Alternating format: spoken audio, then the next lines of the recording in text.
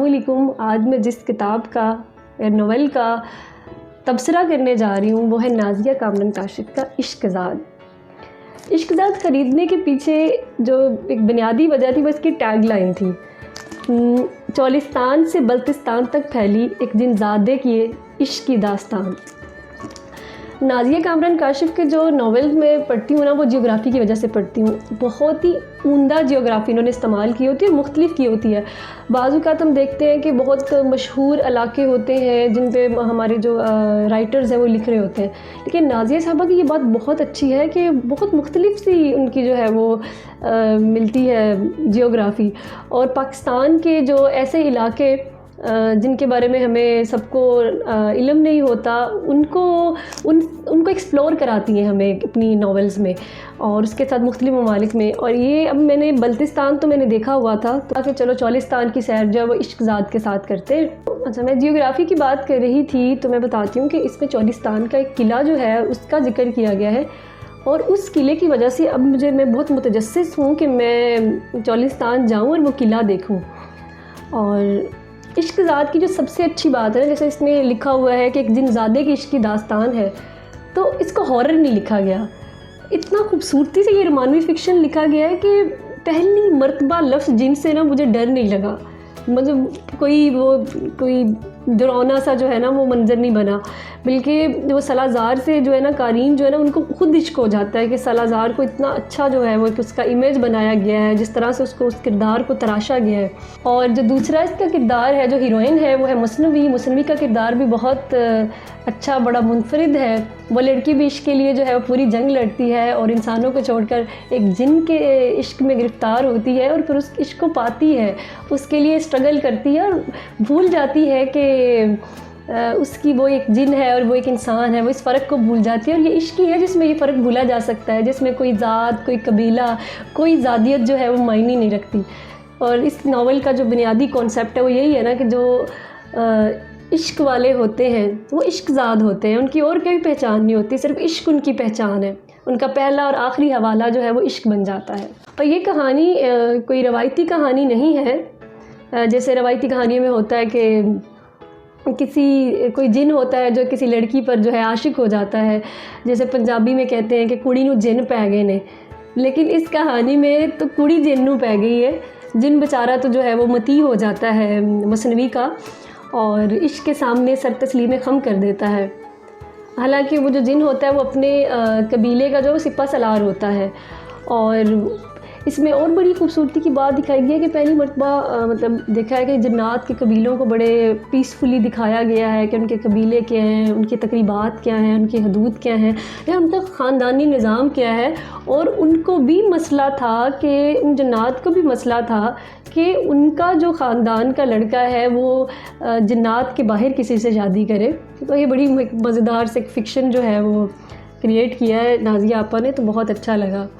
और इसमें एक और बड़ा अहम अंसर था सलाज़ार की खुशबू की, जो जिन है उसकी जो खुशबू होती है उसका बड़ा कैरेक्टर है इस सारे नावल में। वो जब आप इस नावल को पढ़ेंगे तो आप खुद समझ जाएंगे कि खुशबू क्या होती है, खुशबू का एहसास क्या है और उसकी अहमियत क्या है। वो बड़े अच्छे से इस नावल में पोर्ट्रे किया गया है। मज़े की बात ये है कि सलाज़ार और मसनवी सिर्फ दो मरकज़ी किरदार नहीं थे इस नावल के, बल्कि एक तीसरा और अहम मरकज़ी किरदार शाह मीर का था, जो कि आदमज़ाद था और मसनवी का कज़न था। और उसको रवायती विलन नहीं बनाया गया, वो मसनवी के इश्क में गिरफ़्तार था, लेकिन बेहतरीन इश्क था उसका। उसने भी जो है ना वो क्या कहते हैं कि इश्क का जो ऐन, शीन और काफ है उसको पूरा करने के लिए जैसे उस कहानी में उसको तख्लीक किया गया है। अगर सलाज़ार इश्क के काफ तक पहुँचा था, मसनवी शीन तक पहुँची थी, तो शाह मीर भी जो है वो इश्क के ऐन तक लाजमी पहुँचा था। इन तीनों की जो ट्रायंगल है उसने सिखाया कि मोहब्बत में रकाबत हो सकती है, लेकिन इश्क में सिर्फ ऐन, शीन और काफ होता है। और जिस तरह इस कहानी का अंजाम होता है वो भी बहुत मुनफरिद होता है। तीनों को ही इश्क में कुर्बानी देना पड़ती है, और जो सबसे ज़्यादा तकलीफ़ और करब में गुज़रती है वो शीन यानी ऐन और काफ के दरमियान जो शीन है यानी मसनवी है, वो तड़पती है, क्योंकि वो इश्क की दोनों इंतहाओं के दरमियान होती है। पल पल कसक रही थी, वो जल रही थी, हाँ अलबत्ता अमर हो रही थी। हाँ, ये भी हकीकत है कि हमारी ज़िंदगी में कोई ना कोई सलाज़ार ज़रूर होता है, जिसे हम शाह मीर की शक्ल में देखने के लिए सालाज़ार की अपनी और शाह मीर की जो है वो कुर्बानी देते हैं। और जिस तरह से इन तीनों को अपने वजूद का एक एक हिस्सा जो है वो खोना पड़ा और एक एक को ज़म करना पड़ा, ये बहुत मुख्तलिफ था, बहुत मुनफरिद। मैं उम्मीद नहीं कर पा रही थी, मैंने बिल्कुल नहीं सोचा था कि कोई ऐसा अंजाम भी कर सकता है। और यकीनन अगर इस कहानी का अंजाम ऐसा ना होता तो शायद ये कहानी रवायती हो जाती, वो मज़ा ना आता। और नाज़िया कामरान काशिफ़ ने इस कहानी में जो रोमांस भरा है, पढ़ने वाले की सोच भी नहीं पहुंच सकती थी कि इस कदर शानदार जो है वो रोमांस लिखा जा सकता है। जैसे चाँद के करीब सालाज़ार और मसनवी का बैठना, बहुत देवमालाई सा वो एक मंज़र होता है। फिर गुलाबों की पूरी फसल, मसनवी का जो शादी का जोड़ा होता है, जब ये नावल पढ़ेंगे तो आप हैरान हो जाएंगे कि कितना खूबसूरत वो, उसका तख़य्युल कितना खूबसूरत है नाज़िया कामरान काशिफ़ का, जो उन्होंने इतना खूबसूरत वो जोड़ा जो है जो सालाज़ार ने मसनवी को दिया, वो बहुत हसीन था। और ये सब पढ़कर मैं मजबूर हो जाती हूँ कि माशाल्लाह कितना खूबसूरत तख़य्युल है राइटर का, कि उन्होंने इतना शानदार लिखा। और इसमें एक किरदार होता है शाजी का, जो एक इमाम मस्जिद होते हैं, मगर वो भी बहुत मुनफरिद, बहुत नरम, एक रुए के गाले जैसे नरम होते हैं। और वो जिनजाद सालाज़ार से मोहब्बत करते हैं। और फिर मसनवी और सालाज़ार की जो अपने इश्क के लिए जो जद्दोजहद होती है, जो जुर्रत दिखाना होता है, वो भी बड़ा मस्बत पहलू है। उसमें एक मेरा जो फेवरेट डायलॉग है, एक बहुत बेहतरीन जुमला, उसमें वो सालाज़ार का जुमला है कि वो कहता है कि सालाज़ार की मोहब्बत ऐसी नहीं है जिसके लिए निगाहें झुकाना पड़े, मोहब्बत वाकई ऐसी होनी चाहिए, बेबाक, आला मेयार की हामिल। और इस कहानी का जो निचोड़ है वो एक इसी नावल के एक जुमले में है कि ना मैं जिनजाद हूँ और ना वो आदमजाद, हम इश्क़ज़ाद हैं। बिलाशुबा अगर इश्क ना पूछे ज़ात तो फिर क्यों पूछे वो ज़ाद।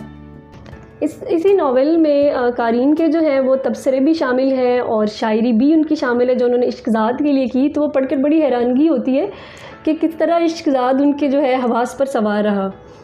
ये नावल अपनी किताबी शक्ल में आने से पहले नाज़िया कामरान काशिफ़ के ही जो एक ग्रुप है सोशल मीडिया पे, फेसबुक पे, प्यूब्रब, उसका नाम है Pakistan artist bloggers writers readers and poets, और मैं भी उस ग्रुप की मेंबर हूँ। और एक बेहतरीन ग्रुप है और अब तक का जो मेरा तजर्बा रहा है अदबी ग्रुपों में, उसमें ये बेहतरीन ग्रुप है, एक फैमिली जैसा माहौल है।